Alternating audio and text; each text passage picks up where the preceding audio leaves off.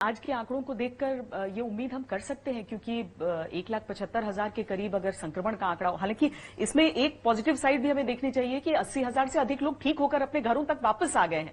तो आज जिस तरह से भारत इससे डील कर रहा है और जो आंकड़े हमारे सामने हैं, क्या हम उम्मीद कर सकते हैं आने वाले दिनों के लिए कि शायद एक ऐसी भी जिंदगी जिए जहां पर लॉकडाउन 4 के बाद, 5 के बाद, उसके आगे सोचने की जरूरत न हो, हम सामान्य जिंदगी जी पाए?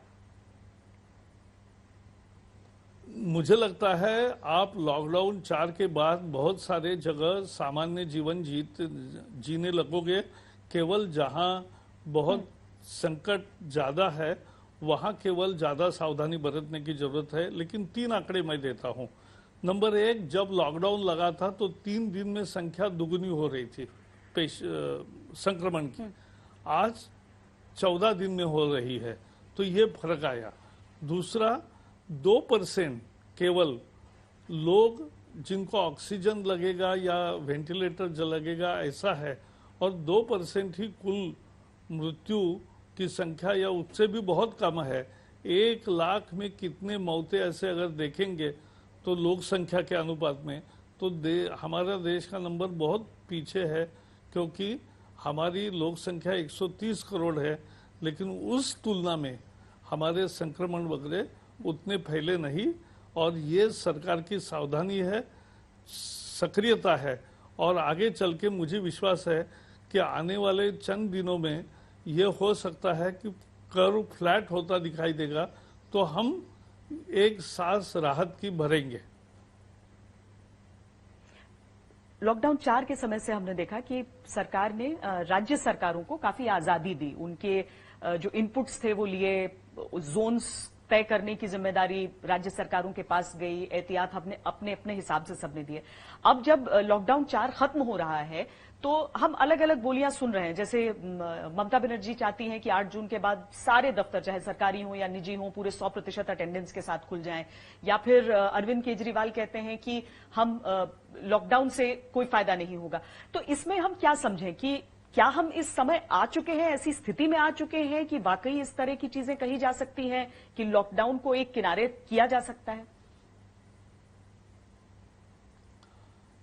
मैं बता रहा हूं, मैं पुणे से बिलोंग करता हूं और अभी दिल्ली में हूं। दिल्ली में भी संक्रमण की स्थिति ऊपरी बादान में है और पुणे में भी है, लेकिन दोनों जगह लॉकडाउन के रूल्स वहां के स्थानीय प्रशासन ने और राज्य प्रशासन ने अलग अलग रखे हैं। दिल्ली में लगभग सब कुछ चल रहा है, बसों से लेकर और टैक्सी से लेकर, ऑटो से लेकर, और बाकी भी यातायात पूरी चल रही है, सारे दुकानें खुले हैं। वहाँ ऐसी स्थिति नहीं है। तो हर जगह ये संघ राज्य है, तो राज्यों का भी उसमें निर्देश महत्वपूर्ण होता है, और स्थानीय प्रशासन भी कहीं कहीं एहतियातन कदम उठाती है। तो ये सब होता है, और मुझे लगता है इसकी भी आदत लोगों को हुई है। अच्छा, कुछ जगहों पर जैसे कर्नाटक में जो पूजा स्थल हैं उनको इजाजत दी गई है कि वहां पर लोग आ सकें।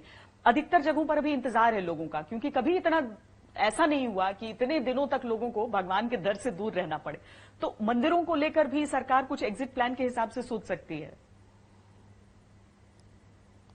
ऐसा है, मंदिर, मस्जिद, गुरुद्वारा, चर्चेस, इस पर पाबंदी क्यों आई? क्योंकि मास कांग्रेगेशन होने से संक्रमण अधिक फैल सकता है। इसी अच्छे भाव से ये पाबंदी लगी थी। तो पाबंदी लगी है तो जिंदगी भर थोड़ी न रहेगी, कभी न कभी हटेगी। वहां की परिस्थिति के अनुसार धीरे धीरे समाप्त भी होगी। हाँ, और स्कूलों को लेकर भी वैसी व्यवस्था, क्योंकि 2 जगह जो पूरी तरीके से जिनके लिए अभी इंतजार करना पड़ रहा है सबको, बाकी जगह तो थोड़ी ढील देने की शुरुआत हो गई है। क्योंकि बच्चों की सेहत को लेकर बहुत ज्यादा चिंता हो जा रही है सबको कि स्कूल जब तक खुलेंगे तब तक क्या पूरी व्यवस्था ऐसी रहेगी कि सरकार आश्वस्त कर सके कि हाँ स्कूल जाना है, या ये वर्चुअल लर्निंग अभी लंबे समय तक चल सकती है? नहीं, एक वर्चुअल लर्निंग में एक मुद्दा है कि सबके पास कंप्यूटर नहीं होता, स्मार्टफोन नहीं होता है।